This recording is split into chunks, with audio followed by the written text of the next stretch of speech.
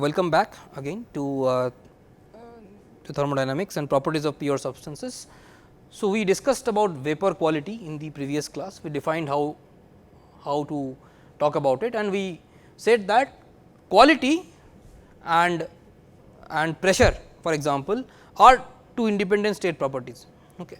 So, you can specify pressure and quality, and that will uniquely specify the thermodynamic state of a simple compressible pure substance, as long as of course, it is inside the vapor dome. Outside the vapor dome, of course, it does not matter. If you look at if you refer to our previous TV diagram, outside this dome, of course, you can use pressure and temperature, but inside the dome, because you are not able to use pressure and temperature independently, instead you use quality. So, either pressure and quality or temperature and quality will be enough to uniquely specify the thermodynamic state. So, we have also seen how to calculate the properties, specific properties like specific volume, specific internal energy and so on, using quality. Okay. So, there is another important property which I would like to discuss here, which is called as enthalpy.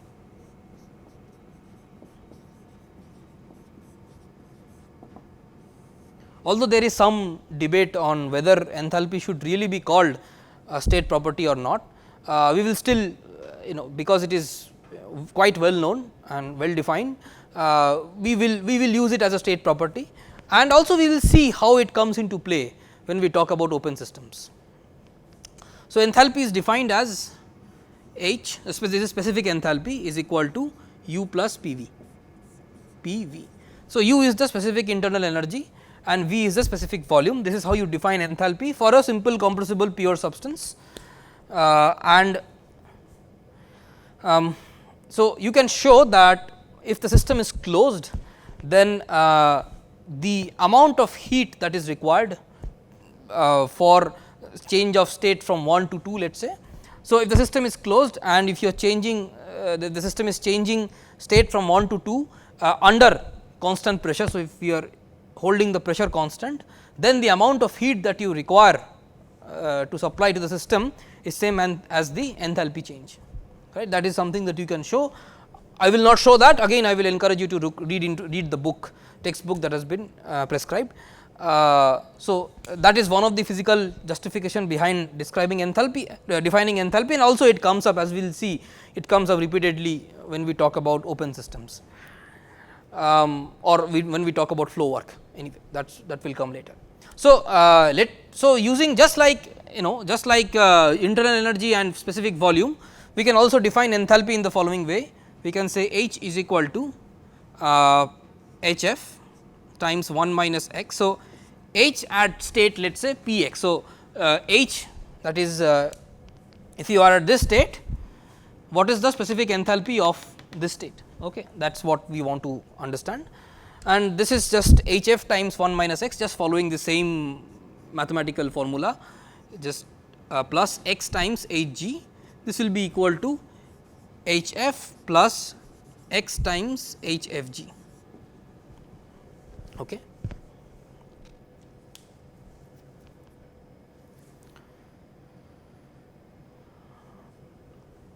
Now, suppose let us take a simple example. Suppose you have state 1 is saturated liquid, this is saturated liquid at some temperature, let us say at 100 degree Celsius, okay. Does not matter, it is saturated liquid at some specified temperature, let us say T naught, okay, or maybe let us say T1, okay. That is state 1, and you are supplying energy to it.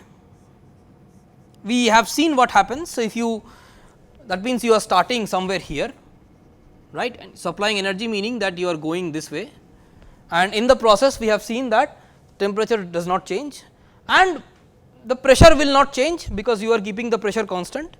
This piston has to be in equilibrium, which means the pressure will be constant, I mean assuming of course that the entire process is a quasi equilibrium process.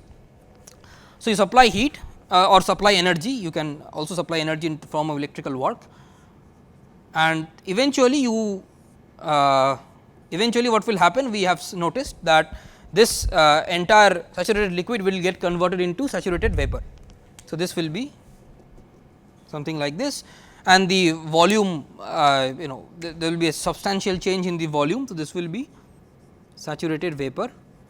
The pressure remains same in the process. Remember that this P1 will depend on T1, right. In now P1 and T1 are not independent, because you are changing phase, and the temperature remains the same, right. So, if I ask you how much heat do I have to, how much energy do I have to supply in this for this phase change to take place. So, this is state 2, let us say, right. So, the answer is, and suppose this is 1 kg, this is also 1 kg, it is a closed system. So, the answer, if I ask you how much heat I have to supply to convert saturated liquid into saturated vapor completely, the answer is that the amount of energy that you have to supply is same as the latent heat of vaporization, right. This is the amount of energy that goes in is precisely the latent heat of vaporization, but we have just also discussed that this is a constant pressure process, and in a constant pressure process, if you change if a system closed system change state from state 1 to state 2 in a constant pressure process, we have just discussed that change or rather the energy required for that change is same as the change in enthalpy, right. So, the heat required, that means the heat supplied, let me call this maybe Q. Okay. So, this means that Q will be nothing but Hg minus Hf, right, because the enthalpy at this state is Hf, enthalpy at this state is Hg. Okay. So, that means the amount of heat as we have discussed, the amount of heat that you need to give under constant pressure process for a closed system is the same as change in enthalpy. This again we have not derived, you can derive it yourself or look into the book. This will be the change in enthalpy, that is same as the heat that is you have that or energy that you have supplied.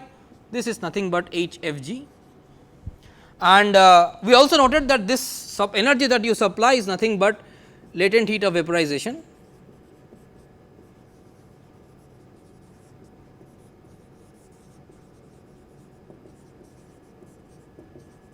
which is nothing but equal to the difference in enthalpy of the liquid and the saturated liquid and the saturated vapor phase, right, which is why this quantity latent heat of vaporization is also called as, or rather a better technical name, a technically more accurate name will be enthalpy of vaporization.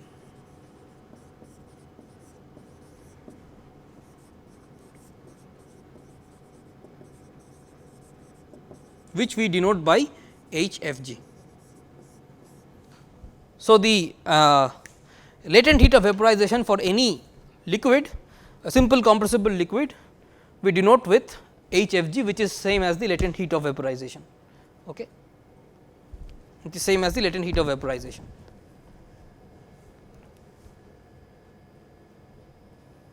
Okay. Where is the duster? Okay. So, now you might be wondering, how do I know these properties. So, it is fine, I mean I can specify any pressure and any quality, but how do I know these UF and UG and so on, right, or VF and VG and so on, how do I know these things? Well, as it turns out, we do not need to do much to know these properties. Other people have done this work for us. There are detailed tables, property tables available for various simple compressible pure substances, like for example, water, other properties, other substances like let us say organic liquids like methane or butane, things like that, or even for gases like gases which exist as gases at atmospheric pressure and normal and room temperature like ammonia, methane and carbon dioxide and so on. So, all the pure and so there are property tables available for all of these pure simple compressible pure substances, which you will find at the back of your book. Okay. So, you will see that they are listed either either at constant pressures or at constant temperature. So, at a given pressure you will see how different properties are varying. So, properties as in you will see that a list of specific volumes or specific internal energies or even specific enthalpies given at various temperatures under a given pressure, right, and this you will find at different pressures. So, these things you will find at the back of your book, and these are called property tables, and we will be making use of these property tables extensively in the course. And you have been introduced to Cantera, and Cantera is nothing but a property table like that. It is albeit it is a much more elaborate and a digital version of this property table. You can do much more with it, but essentially it is it starts with it is basically a property table like the ones at the back of your book. So, we will be making use of that. I will recommend that you go and have a look at those tables and get used to how to use them, and we will do that in the class also. We will show you examples. Okay. So, right. So, this is this I think finishes discussion on quality and also enthalpy of vaporization. Okay. Let us end here.